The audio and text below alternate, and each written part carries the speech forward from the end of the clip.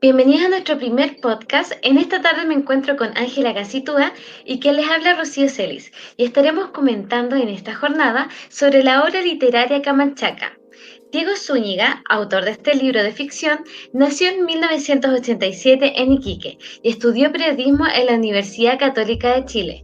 En su cuarto año de universidad y a sus 22 años publicó este libro siendo su primera obra literaria. Bueno, antes de comenzar nuestro análisis de esta obra, queríamos leer el resumen de la contraportada para quienes no la conozcan, que dice: un joven de 20 años viaja con su padre desde Chile a Tacna para arreglarse los dientes. En el trayecto, con la carretera y el paisaje árido de fondo, comienza a recordar su niñez solitaria, la relación casi inconfesable que tiene con su madre y las innumerables veces que le dijeron que bajara de peso. Camanchaca también es una neblina costera, abundante y copiosa en el Pacífico hacia el norte de Chile. Es la narración de la precariedad de una familia, de sus secretos, de sus mentiras y del oscuro país que sirve de escenario. Un libro intimista, una suerte de catarsis, una victoria poética. Bueno, y el contexto en que se escribe este libro es 2008-2009, en el contexto de una crisis financiera mundial que está afrontando no solamente Chile, pero también el mundo. Ángela, también me gustaría comentar que esta obra es un texto narrativo donde el narrador es el protagonista, es como lo interesante del texto. También que esto se va intercalando los párrafos en la obra entre dos tiempos distintos. Este protagonista hace como flashback, a veces los hace mucho más lejanos, así como a su infancia, y otras veces los hace con el recuerdo de su madre. También podemos decir de que en la obra se ocupa una técnica de mantener suspenso de parte del autor. Parte con la historia del tío Neno que aparece en la primera página, donde constantemente el personaje lo va recordando dentro de la obra. O sea, el tío Neno ya había muerto, pero ese tío Neno aparece constantemente en la obra y de hecho es como la parte fundamental y al final nunca nos revelan qué es lo que pasa con él. También el protagonista en otro momento plantea decirle a su papá una situación que vivió con su mamá, pero al final no le dice nada. Y en estas dos partes de la obra, sé que hay muchas más dentro de la obra, pero quiero destacar estas dos. El autor lo que intenta es dejar en suspenso a nosotros para que no sepamos realmente qué fue lo que pasó. Algunos personajes también de esta obra, el protagonista, que es el mismo narrador, los padres que están separados, la pareja del padre, el abuelo y obviamente el tío Neno que ya lo habíamos mencionado. También quería agregar de que entre las principales temáticas que vimos dentro de la obra está lo que es el divorcio de los padres, los secretos estos familiares que existen también en nuestra cultura como chilena, el incesto, también de parte de madre e hijo, que más adelante vamos a hablar, el norte y su desierto, donde se encubren muchos secretos, la apariencia física también, los amigos de infancia y las familias chilenas, obviamente propiamente tal como una obra chilena. Bueno, y con respecto a la intención comunicativa del autor, nosotros creemos que es dar un vistazo a la familia chilena y particularmente una mirada detrás de la cortina a los secretos que guardan estas familias. Y se posiciona el guardar secretos casi como un aspecto cultural de la sociedad chilena. Esto igual se ve vinculado al título de la obra, que es Camanchaca, que en parte tiene sentido porque se viaja por el norte chileno, pero también sirve como metáfora, ya que es un tipo de neblina densa que no deja ver. Y nosotros sabemos que el protagonista guarda secretos que los demás desconocen y a la vez desconoce muchos secretos familiares, como lo que le pasó al tío Neno, que él no llega realmente a saber los detalles de esa situación. De hecho, podríamos ya empezar dentro del análisis del discurso que tiene este libro. Es como lo que tú decías, Ángela, o sea, estos secretos que se mantienen dentro de que el autor mantiene para poder generar esta atención en la obra. Pues en esta obra hay unos mensajes que el autor deja dentro del análisis del discurso, que es la desconexión que presenta el divorcio de los padres para los hijos. Y también que había una cultura de guardar secretos familiares dentro de nuestro país. Por ejemplo, esta desconexión que, por ejemplo, el papá se divorcia de la mamá cuando se va con el hijo, el papá queda hacia el otro lado y realmente es como que se desliga la responsabilidad o viceversa. Eso es algo que vemos en el análisis del discurso de esta obra. ¿Qué otro elemento podríamos ver, Ángela, dentro de este discurso? Yo creo que la normalización, en el caso del protagonista y la relación que tenía con su madre, ya que desde el principio vemos como ciertos elementos que podemos asociar con que la mamá de él como que lo va acostumbrando a normalizar ciertas conductas inapropiadas, y también vemos el ejemplo de un amigo de él que tiene una relación inapropiada con su madre. Entonces ahí también hay una temática que se ve fuertemente en el libro. De hecho, también otra de las cosas, aparte de lo que ya habíamos comentado, yo veo otro aspecto que también es los estereotipos sociales. No sé, Ángela, cuando lo estuvimos leyendo el texto y también lo estuvimos comentando previamente antes del podcast, de que, por ejemplo, el aspecto físico, los dientes, el tema de la gordura, el símbolo como de clase. Por ejemplo, quiero citar una parte del texto que dice... cuando el autor, el protagonista dice, mi mamá perdió todos los dientes, se tuvo que poner una placa. Se sabe de que ellos tenían una situación económica un poco más precaria que la que tenía su papá. Entonces, cuando él después hace como alusión a la esposa de su papá, dice, la miro, ella sonríe, ella muestra su sonrisa perfecta y yo niego con la cabeza, o sea, de que el papá tenía una mejor situación económica y la nueva pareja, el papá, tenía una sonrisa perfecta, es una familia como espectacular, y en realidad ellos que tenían una situación económica un poco más precaria, la mamá ya se le habían caído los dientes, usaba placa, él también tenía problemas en los dientes con un sangrado, los dos tenían un aspecto físico de gordura. Aquí vemos que quizás se estereotipa como que a la clase más baja tiene como cierto como estereotipo de quizás un poco de cuidado del aspecto físico.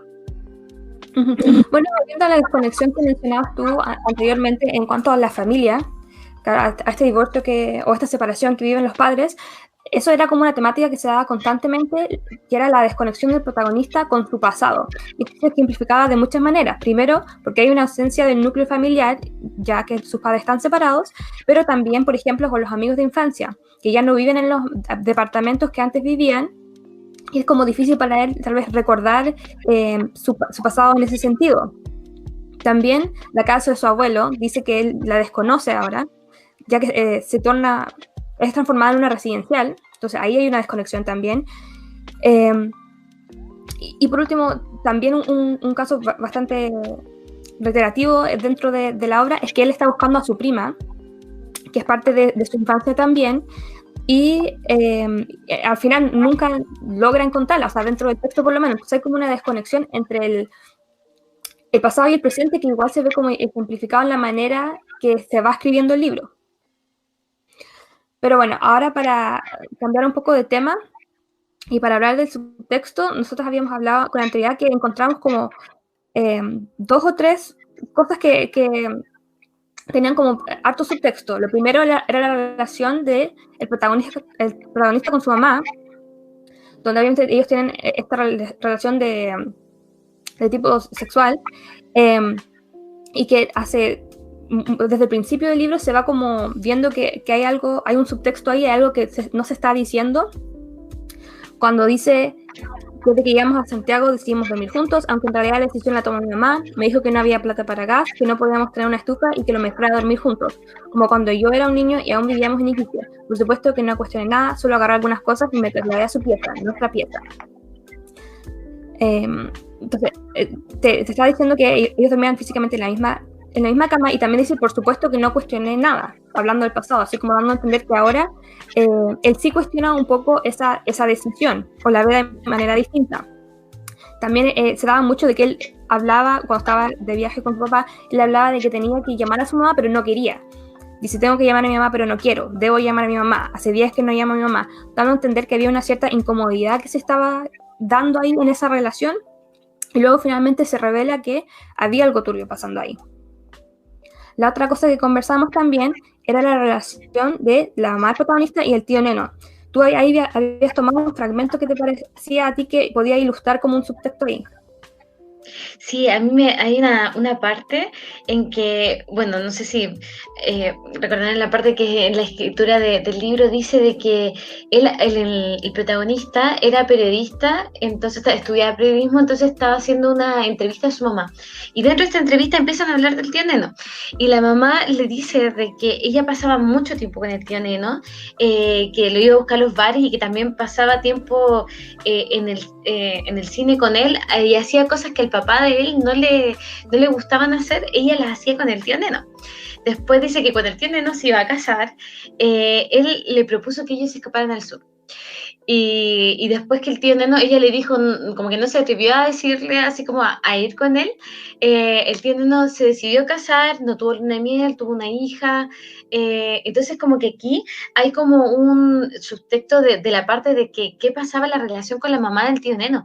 De hecho, como que había una relación muy estrecha, muy cercana, de hecho, de compañía, que en realidad es como que lo que ella no encontraba con el papá de él, lo vivía con el tío Neno. Entonces, aquí como que se intenta como, no se dice como tan explícitamente que ellos tenían una relación, pero con estas evidencias en cierta manera es un subtexto que esta obra nos permite interpretar dentro de todo lo que pasó entre ella y el tío Neno en sí. Claro, y otra parte ahí que me daba a entender eso igual, decía, mientras recorremos las cuestas que nos llevan a Arica, le pregunto por mi tío Neno, está hablando el protagonista con su papá aquí.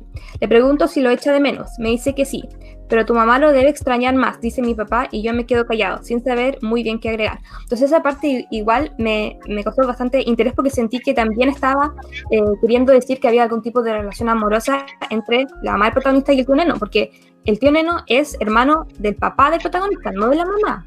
Claro. Tanto es muy extraño que él haya dicho, pero tu mamá lo debe extrañar más, siendo que era el hermano de él. Bueno, y la otra cosa que conversamos, que también tenía un poco de texto, era la interpretación que tenía el protagonista de lo que era una familia. Porque se da a entender en el lenguaje que él ocupa, que él no ve a la familia de su papá como su familia. O sea, cuando él habla de su medio hermano Elías, le dice el hijo de mi papá. Nunca le dice mi hermano, mi medio hermano. Entonces, de la manera en que se refiere a la familia, se da a entender de manera no explícita que en realidad la familia de él es la madre para él. No es el papá, no es el hijo del papá, no es la mujer del papá, es él y la mamá. Claro, es verdad. Bueno, ahí encontramos los subtextos que encontramos en la obra, pero también habían algunos secretos. Por ejemplo, ¿qué pasó con el tío Neno? ¿Qué pasó con la prima? ¿Por qué se separaron los papás? ¿Y qué pasó con los amigos de infancia? Uh-huh. Bueno, y también queríamos discutir cuál fue nuestra opinión final de la obra, qué se logró bien, qué no se logró de manera tan buena tal vez. Yo quería hablar de algo que yo encontré que se logró bastante bien respecto a la figura del papá que se mostraba, el papá del protagonista, porque yo encontré que era un buen ejemplo de papito corazón.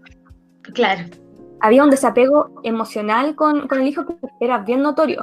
De hecho, yo me acuerdo en algún momento le dice, antes de que tuviera a su otro hijo Elías, le dice, tú deberías sentirte afortunado de ser hijo único, y yo creo que cuando nace después el hermano del protagonista, hay un desapego total emocional, o sea, de varias maneras, o sea, se menciona que el papá empieza a ganar buena plata, buen dinero, en el momento en que la mamá le empieza a ir mal, y sin embargo el protagonista es becado para poder ir a la universidad.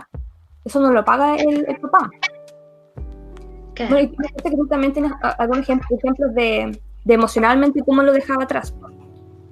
Sí, de hecho lo dejaba emocionalmente atrás también con la ropa, con el tema de lo caro que, por ejemplo, él como que no escatimaba, o sea, lo mismo de Tacna, de los dientes, de no llevarlo a un buen centro médico y llevarlo a Tacna también es otro de los puntos fuertes. Creo que la representación del papá estuvo muy clara y muy buena dentro de esta obra literaria. Sí. Bueno, también quiero hacer un comentario sobre el tema de cómo está construida la obra. Vemos que hay mucho, bueno, en mi percepción yo encuentro que había mucho abuso del subtexto y el secreto de la obra, que eso generaba como estar constantemente en un clímax que en realidad nunca se resolvió al final de la obra, nunca nos cuentan qué pasó en realidad, y eso al dejarlo de interpretación de repente puede ser un poco agobiante. También había un poco de desorden dentro del texto, de que iba primero, que iba después, entonces ahí como que esos flashbacks constantes igual podían dejar así como, eran como un poco difícil de comprender. Bueno, hemos llegado al final de nuestro podcast. Le agradecemos a todos los que nos han estado escuchando en este momento. Nos vamos a encontrar en la próxima edición. Muchas gracias por todo. Síganos escuchando. Hasta luego. Chao, chao. Adiós.